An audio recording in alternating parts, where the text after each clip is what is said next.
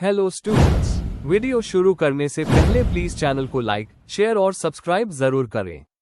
एक important information, अगर आपको इस वीडियो के नोट्स चाहिए तो डिस्क्रिप्शन बॉक्स में दिया गया डाउनलोड लिंक चेक करें। Thank you. चलिए शुरू करते हैं। इस वीडियो में हम पढ़ेंगे EEC 13 elementary statistical methods and survey techniques के प्रीवियस ईयर क्वेश्चन और most important questions with answers. ये क्वेश्चंस आपके एग्जाम के लिए बहुत इंपॉर्टेंट है। अगर आपने ये अच्छे से कर लिए तो एग्जाम निकलना पक्का है। Let's begin. Question 5, bring out the factors you will take into account for determination of sample size. Question explanation. इस क्वेश्चन में हमें समझाना है कि सैंपल साइज डिसाइड करते वक्त कौन से इंपॉर्टेंट फैक्टर्स को कंसिडर करना चाहिए। हमें ऐसे पॉइंट्स कवर करने हैं जैसे स्टडी का पर्पस, पॉपुलेशन का साइज और वेरिएबिलिटी, रिक्वायर्ड एक्यूरेसी, कॉस्ट और टाइम लिमिट। थियरी के साथ प्रैक्टिकल रीजनिंग भी देनी है। 2. आंसर। इंट्रोडक्शन। स्टैटिस्टिक्स में सैंपल साइज का मतलब है पॉपुलेशन से लिए गए ऑब्जर्वेशंस या एलिमेंट्स की टोटल नंबर। सही सैंपल साइज डिसाइड करना बहुत जरूरी है क्योंकि ये स्टडी के रिजल्ट्स की एक्यूरेसी और रिलायबिलिटी को डायरेक्टली अफेक्ट करता है। अगर सैंपल बहुत छोटा होगा तो रिजल्ट्स अनरिलायबल हो सकते हैं और बहुत बड़ा सैंपल लेना रिसोर्सेज का वेस्ट हो सकता है। इसका डिसीजन रिसर्च के एम, पॉपुलेशन के नेचर और अवेलेबल रिसोर्सेज पर डिपेंड करता है। सेंट्रल लिमिट थ्योरम जैसे कॉन्सेप्ट्स बताते हैं कि सैंपल साइज प्रिसिजन को कैसे इंपैक्ट करता है। Main body. 1. पर्पस और नेचर ऑफ स्टडी। स्टडी का टाइप और एम सैंपल साइज को डायरेक्टली अफेक्ट करता है। एक्सप्लोरेटरी स्टडीज के लिए छोटा सैंपल भी चलेगा क्योंकि एम सिर्फ इनिशियल आइडिया लेना होता है। एनालिटिकल या एक्सपेरिमेंटल स्टडीज के लिए बड़ा सैंपल लेना पड़ता है ताकि statistical significance mile. Example, customer preference पर एक पायलट सर्वे 50 लोगों पर हो सकता है, लेकिन national level consumer behaviour study के लिए हजारों लोग चाहिए। 2. पॉपुलेशन साइज और वेरिएबिलिटी। अगर पॉपुलेशन बड़ी और ज्यादा डाइवर्स है तो लार्जर सैंपल चाहिए। वेरिएबिलिटी का मतलब है कि डाटा कितना स्प्रेड आउट है, ज्यादा वेरिएबिलिटी का मतलब बड़ा सैंपल चाहिए। एग्जाम्पल, एक स्कूल के स्टूडेंट्स की एवरेज हाइट मेजर करना कम सैंपल में हो सकता है, लेकिन पूरे कंट्री के एडल्ट्स की हाइट के लिए ज्यादा सैंपल लगेगा। 3. रिक्वायर्ड एक्यूरेसी और confidence level. Margin of error और confidence level sample size decide करते हैं। ज्यादा एक्यूरेसी, छोटा मार्जिन ऑफ एरर का मतलब बड़ा सैंपल। कॉमन प्रैक्टिस है 95% कॉन्फिडेंस लेवल लेना, जिसका मतलब है कि 100 में से 95 बार रिजल्ट सही आएगा। Example, election polls ±3% margin of error के लिए स्पेसिफिक सैंपल साइज यूज करते हैं। 4. Resources available, cost, time, man power. कभी कभी स्टैटिस्टिकल रिक्वायरमेंट के हिसाब से बड़ा सैंपल चाहिए होता है, लेकिन बजट, टाइम और मैन पावर लिमिट कर देते हैं। रिसर्चर्स को प्रिसिजन और प्रैक्टिकलिटी का बैलेंस बनाना पड़ता है। एग्जाम्पल, मेडिकल ट्रायल 1000 पेशेंट्स के लिए प्लान होता है, लेकिन पर पेशेंट कॉस्ट ज्यादा होने पर सिर्फ 500 लिए जाते हैं। 5. Sampling technique used. Probability sampling जैसे स्ट्रैटिफाइड, क्लस्टर और नॉन प्रोबेबिलिटी सैम्पलिंग जैसे कन्वीनियंस सैम्पलिंग में सैंपल साइज का रिक्वायरमेंट अलग होता है। अगर सैम्पलिंग मेथड पॉपुलेशन का अच्छे से रिप्रेजेंटेशन देता है तो छोटा सैंपल भी काम चल जाता है। 6. नेचर ऑफ एनालिसिस और डाटा कलेक्शन मेथड। अगर स्टडी कॉम्प्लेक्स स्टैटिस्टिकल मॉडल्स का यूज करती है तो बड़ा सैंपल चाहिए होता है। अगर डेटा कलेक्शन मेथड कॉस्टली है जैसे इन डेप्थ इंटरव्यूज तो सैंपल साइज छोटा होता है। कंक्लूजन, सही सैंपल साइज डिसाइड करना एक बैलेंस है स्टैटिस्टिकल नीड और प्रैक्टिकल कंस्ट्रेंट्स के बीच। फैक्टर्स जैसे स्टडी का purpose, population variability, required accuracy और available resources important role play करते हैं। ऑप्टिमल सैंपल साइज रिसर्च को रिलायबल, वैलिड और कॉस्ट इफेक्टिव बनाता है। सही सैंपल साइज का मतलब है कि आपके रिजल्ट्स एक्यूरेट और फीजिबल दोनों होंगे। If you need the notes of this video, there's a download link in the description box. Be sure to check it out. Thank you. Question 6.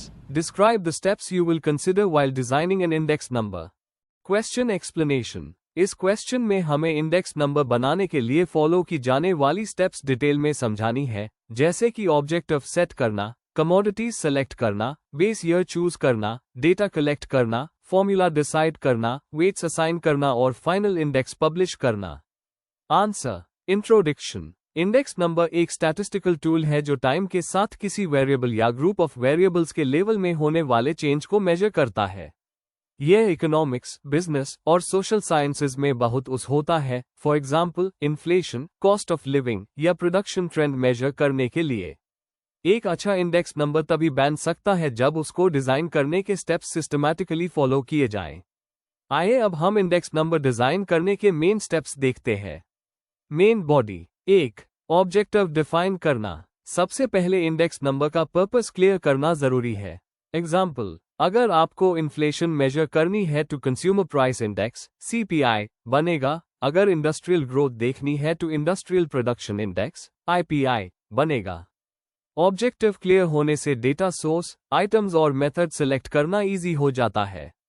2. Commodities select करना। ऐसे आइटम्स चूज करें जो overall goods services group को represent करें। Items ऐसे होने चाहिए जो लोग ज्यादा कंज्यूम या प्रोड्यूस करते हैं। एग्जाम्पल, CPI के लिए फूड, फ्यूल, क्लोथिंग और हाउसिंग आइटम्स इंक्लूड होते हैं। रेयरली यूज्ड आइटम्स को अवॉइड करना चाहिए। 3. बेस ईयर चूज करना। बेस ईयर वो होता है जिससे कंपैरिजन किया जाता है। बेस ईयर नॉर्मल होना चाहिए, किसी इकोनॉमिक क्राइसिस, फ्लड या एबनॉर्मल इवेंट से फ्री। एग्जाम्पल, पैंडेमिक ईयर को बेस ईयर बनाना अवॉइड करें। बेस ईयर को टाइम टू टाइम अपडेट करना चाहिए ताकि इंडेक्स रेलेवेंट रहे। 4. Data collection. एक्यूरेट और रिलायबल डेटा लेना बहुत जरूरी है। डेटा सोर्सेज ऑथेंटिक होने चाहिए, government agencies, market surveys, industry records. Price indices के लिए करंट ईयर और बेस ईयर प्राइसेस दोनों कलेक्ट करने पड़ते हैं। जियोग्राफिकल कवरेज वाइड होनी चाहिए ताकि बायस ना आए। 5. फॉर्मूला सेलेक्ट करना। इंडेक्स कैलकुलेट करने के लिए फॉर्मूलास होते हैं। Laspeyres index, base year quantities as weights. Paasche index, current year quantities as weights. Fisher's ideal index, geometric mean of Laspeyres and Paasche. Formula purpose, data availability और accuracy के हिसाब से select होता है। एग्जाम्पल, CPI के लिए लास्पायर्स index ज्यादा use होता है। 6. वेट्स असाइन करना। वेट्स हर कमोडिटी की इंपॉर्टेंस दिखाते हैं। बिना वेट्स के छोटी आइटम्स भी इंडेक्स को ज्यादा अफेक्ट कर सकती है, जो मिसलीडिंग होगा। एग्जाम्पल, CPI में फूड आइटम्स का वेट ज्यादा होता है लग्जरी गुड्स के कंपैरिजन में। 7. कॉम्पुलेशन और कैलकुलेशन। सिलेक्टेड फॉर्मूला यूज करके इंडेक्स कैलकुलेट किया जाता है। प्राइस रिलेटिव्स, क्वांटिटी रिलेटिव्स निकल कर उनको कंबाइन किया जाता है। रिजल्ट्स को टेबल या ग्राफ में प्रेजेंट किया जाता है ताकि समझना इजी हो। 8. एक्यूरेसी टेस्ट करना। फाइनल इंडेक्स को टेस्ट करना जरूरी है। Time reversal test, factor reversal test, circular test. ये टेस्ट्स इंश्योर करते हैं कि इंडेक्स लॉजिकली बिहेव करे। 9. पब्लिकेशन और इंटरप्रिटेशन। फाइनल इंडेक्स को पब्लिश करते वक्त मेथडोलॉजी, डेटा सोर्स और लिमिटेशंस क्लियर लिखनी चाहिए। प्रॉपर एक्सप्लेनेशन देने से यूजर्स को इंडेक्स का रियल मीनिंग समझ आता है। कंक्लूजन। इंडेक्स नंबर डिजाइन करना एक सिस्टमैटिक प्रोसेस है जो ऑब्जेक्टिव डिफाइन करने से शुरू होता है और पब्लिश और इंटरप्रिटेशन पे खत्म होता है। हर स्टेप, कमोडिटीज सेलेक्ट करना, बेस ईयर चूज करना, डेटा कलेक्ट करना, वेट्स देना और फॉर्मूला अप्लाई करना, इंडेक्स को रिलायबल और यूजफुल बनाता है। एक अच्छा इंडेक्स पॉलिसी मेकिंग और बिजनेस प्लानिंग में बहुत काम आता है। If you need the notes of this video, there's a download link in the description box. Be sure to check it out. Thank you. Question 7. Write short notes on any two of the following. A. Desirable properties of a good estimator. B. Interval estimation. C. Uses of a life table. D. Time reversal test.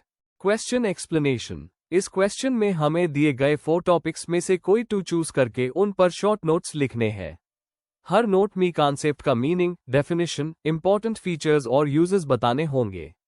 क्योंकि ये short notes type का सवाल है, इसलिए concise लिखना है पर पूरा एक्सप्लेनेशन देना जरूरी है।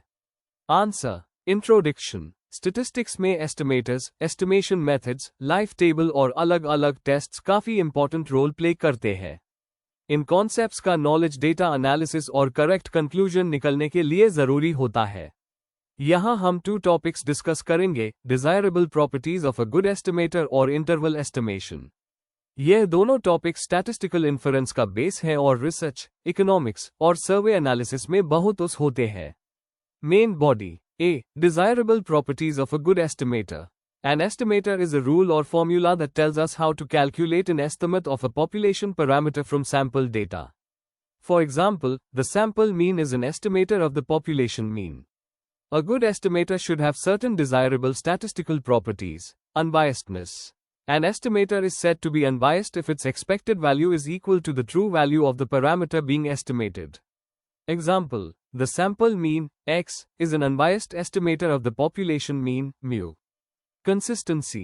An estimator is consistent if it approaches the true parameter value as the sample size increases. Larger samples reduce random errors, making the estimator more reliable. Efficiency. Among all unbiased estimators, the one with the smallest variance is considered most efficient. Efficiency ensures that estimates are closer to the actual parameter value. Sufficiency. An estimator is sufficient if it makes full use of all the information in the sample related to the parameter. For example, the sample mean is a sufficient statistic for the population mean when variance is known. Example, in economic surveys, using the sample mean for average income estimation is preferred because it is unbiased, consistent, and efficient. B. Interval estimation. Definition. Interval estimation एक रंगे देता है जिसमें population parameter का true value होने का chance होता है, एक certain confidence level के साथ. Confidence interval. इंटरवल एस्टिमेशन का सबसे कॉमन फॉर्म कॉन्फिडेंस इंटरवल है। एग्जाम्पल, अगर एवरेज मंथली इनकम 25,000 है और 95% कॉन्फिडेंस इंटरवल 24,000 से 26,000 है, तो इसका मतलब 95% श्योरिटी के साथ एक्चुअल इनकम इसी रंगे में होगी। फॉर्मूला, जब पॉपुलेशन वेरिएंस नोन हो। एडवांटेजेस, पॉइंट एस्टिमेशन से ज्यादा इंफॉर्मेटिव होता है क्योंकि ये रंगे बताता है। अनसर्टेनिटी का लेवल क्लियर होता है। सर्वे रिपोर्ट्स, पोल्स, रिसर्च में वाइडली यूज होता है। एग्जाम्पल, इलेक्शन पोल्स में कहा जाता है, कैंडिडेट को 48% से 52% वोट मिलेंगे, इंस्टेड ऑफ एक सिंगल फिगर देना। कंक्लूजन, गुड एस्टिमेटर और इंटरवल एस्टिमेशन दोनों स्टैटिस्टिकल इन्फरेंस के कोर कॉन्सेप्ट्स हैं। गुड एस्टिमेटर इंश्योर करता है कि हम करेक्ट प्रेडिक्शन करें और इंटरवल एस्टिमेशन अनसर्टेनिटी को ओपनली एक्सेप्ट करके रिलायबल रेंज प्रोवाइड करता है। रिसर्च और डिसीजन मेकिंग में इन दोनों का प्रॉपर यूज बहुत जरूरी है। Before we end, please like, share and subscribe the channel for more such study materials and one important information. अगर आपको नोट्स चाहिए तो डिस्क्रिप्शन बॉक्स में डाउनलोड लिंक दिया हुआ है, जरूर चेक करें। Thank you.